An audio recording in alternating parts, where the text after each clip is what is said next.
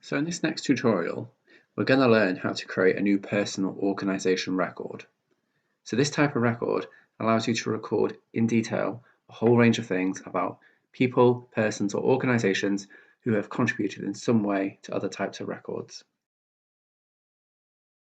So to actually create a new personal organisation record, you can either navigate to the Resource Manager page and click on Personal Organisation, or you can select it from the menu on the left side of the screen. Once you've clicked on this, a new blank person organisation record will open. The individual sections of a record that you can see on the left here are called cards, and together they form what is called the card tree, which effectively makes up the record as a whole. To fill in your record, you'll work through the individual cards in the card tree from top to bottom. And the first card we want to create is called Appellation, so click on this to begin your record.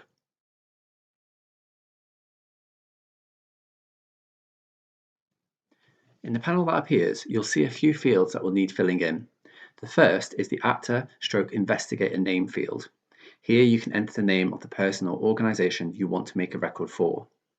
It's best practice to use the format first name, last name, or use the initial of the person followed by their last name. For instance, John Smith or J. Smith. Beneath this field is another called alternate language name. Here you can enter versions of the name as they appear in other languages, if that's necessary. And when you're done, click on Add. Your record will then automatically be created and saved, but if you want to delete it, you can click on Delete this appellation to delete the entry. Once you've clicked on Add, you'll see that the actor role type card will appear in the card tree on the left. This will allow you to essentially assign a role to the actor or investigator that you've just named. So click on this card to add a new role. Here you'll see the investigator role type field at the top. Click on this and the drop-down will appear. And from this list, select the role you want to assign to your actor or investigator. Below this is the actor/investigator role field. Again, you can click on the field and the drop-down will appear. The options are a little bit more specific than the previous field, so choose what you think best fits. Once you've done that, you can enter the from and to dates in the field below this. This essentially describes when the person or organisation started and ended in the role that you're currently recording. Once you've filled these in, click Add.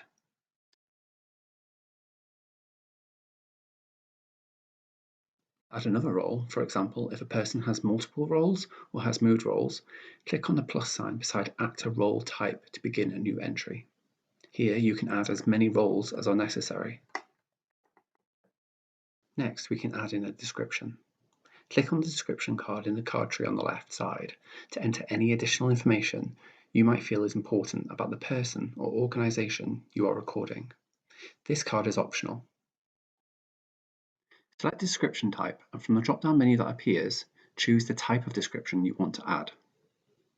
Then, in the free text box below this, enter any other relevant information about the person or organisation that you're recording. And when you're ready, click Add. Next, we come to the lifespan card. In the card tree on the left side, click on Lifespan. Here you'll enter the dates of the person's life, or dates relating to the existence of the organisation. Again, this card is optional. Under date of birth, use the calendar option, or simply type in the date of a person's birth or an organisation's founding. Beneath this, under date of death, enter the date of a person's death, if applicable, or enter the organisation's end date, if it's known, or if it is even applicable. Dates must be entered in the year, month, day format. If you only have the year and not an exact date, simply enter the year in the field and it will default to the 1st of January of that year. If you don't have these dates and just want to indicate a broad period in which the person lived or the organisation existed, choose a term from the Cultural Period drop-down menu. And when you're ready, click Add.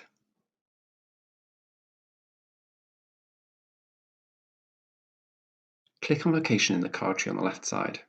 Here, you'll be able to add in geographical information about the person or organisation that you're recording. So, for example, you can add the address or maybe the country where they're based. Again, this is an optional card.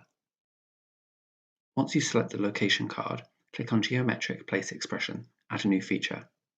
A drop-down will appear where you will have the options to draw a point, a line, or a polygon. For a person or organisation, you will probably choose a point. Then use the map to zoom into your chosen address and place the point. Again, this is optional.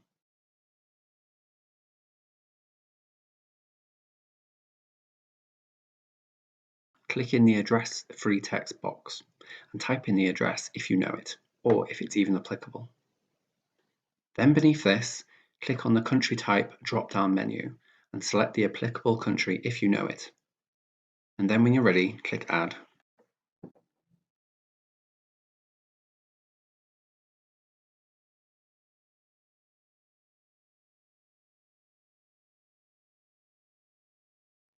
On the left side of the screen, the next card in the card tree is Person/Organisation Photo. This is another optional card, and here you can add a photograph or an image, for instance a logo, of the person or organisation that you're recording. To add an image, you can drag and drop an image from your computer into the provided panel to upload it. Another way is to simply click on Select Photographs, and this will open a window where you can navigate to the image you wish to upload from your computer. You should note, however, that the database will only accept JPEG, .png and TIFF files, and they have to be less than 8 megabytes in size. On the left side, the next card on the card tree is the Related Information Resource card, which is again optional. If you click on this, you'll be able to add a relationship between the person or organisation you have recorded and an information resource record. In the main panel, you can choose the drop-down to find the information resource you're looking for by simply scrolling to find it, or you can type in its ID number in the drop-down search bar. When you find it, click on the resource you wish to add and it will appear below, and then when you're ready, click Add. Once you've added one, you can add more relationships if you need to. If you want to do this, click on Related Information Resource in the card tree on the left side again, and then add in your other resources. You can repeat this process as many times as you need. You can also add in other types of relationships by clicking on Related Resources in the card tree on the left side. The resources that your record are already related to, including information resources added in the last bit, will appear in this list. You can use the search bar to find any further resources you want to relate your personal organisation to. The last card in the card tree is the Manage Permissions card, which allows you to configure access to an individual record. If you are curious about this, please speak to a member of the Amina team before accessing or editing any settings in this section, and we'll tell you more about it.